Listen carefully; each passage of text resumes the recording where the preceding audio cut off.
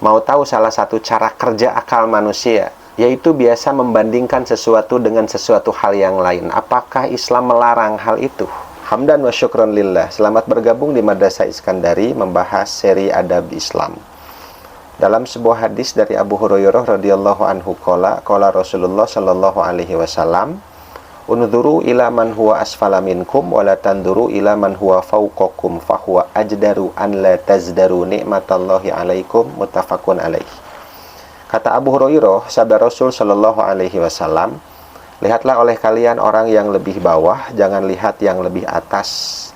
Hal itu lebih pantas kamu lakukan agar tidak menganggap enteng, tidak menganggap remeh nikmat Allah yang Allah karuniakan kepada kalian." Hadisnya sahih. Riwayat Imam Bukhari, riwayat Imam Muslim.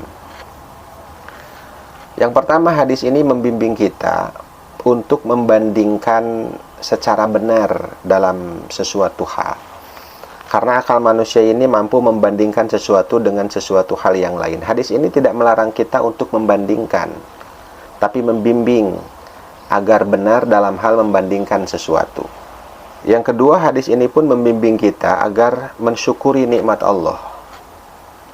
Dalam hadis tersebut ada perintah dan larangan sekaligus. Perintah melihat ke bawah, larangan melihat ke atas. Alasannya agar tidak menganggap enteng atau remeh nikmat Allah itu. Karena nikmat Allah itu kalau sudah dianggap enteng, dianggap remeh, maka mau bagaimana ia syukuri, karena dia anggap itu bukan sebagai satu kenikmatan. Karenanya apabila kita melihat seseorang diuji oleh Allah dengan sakit, maka di sana baru kita sadar dan merasakan bahwa sehat itu nikmat. Ketika kita melihat orang yang diuji dengan kekurangan harta, dengan kefakiran, kemiskinan, maka di sana kita baru sadar dan menyadari bahwa harta yang Allah titipkan kepada kita itu adalah satu kenikmatan. Tapi kalau dia salah dalam main banding, melihatnya hanya ke atas atau melulu ke atas dan jarang melihat ke bawah, maka yang ada adalah keluhan dan keluhan. Sampai dia mengeluhkan hidupnya kepada orang lain. Pada saat yang sama dia sedang lupa dan tidak sadar bahwa mengeluhkan hidupnya kepada orang lain itu adalah satu kenikmatan. Allah berfirman dalam Quran surah Al-Balad surah 90 ayat 8 ayat 9, "A'udzubillahi minasyaitonirrajim. Alam naj'al lahu 'ainaini wa lisanan wa syafataini." Bukankah kami telah menjadikan bagi manusia itu dua mata, satu lisan dan dua bibir? Maksudnya ketika mata ini bisa melihat, bahkan bisa berkedip, itu adalah kenikmatan dari Allah. Bahkan ketika kita ini berbicara, itu pun adalah kenikmatan dari Allah. Sehingga orang yang selalu melihat ke atas, jarang melihat ke bawah, itu pasti hidupnya dipenuhi dengan kesusahan, dengan keluhan-keluhan. Yang keluhan itu dia sampaikan kepada orang lain.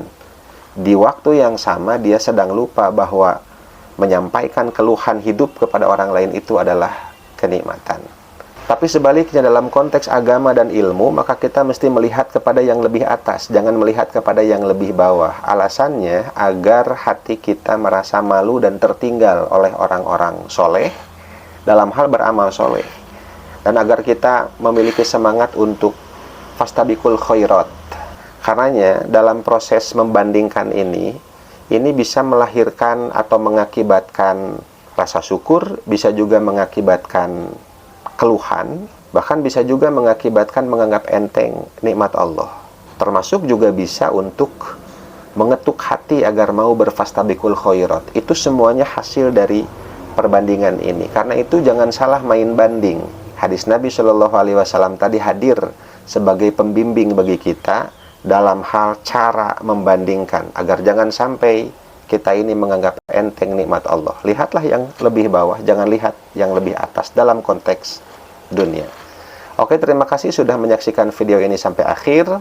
Insya Allah kita akan sambung dengan tema yang lain, masih di seri Adab Islam di Madrasah Iskandari. Jangan lupa like, share, komen, dan subscribe. Terima kasih. Wassalamualaikum.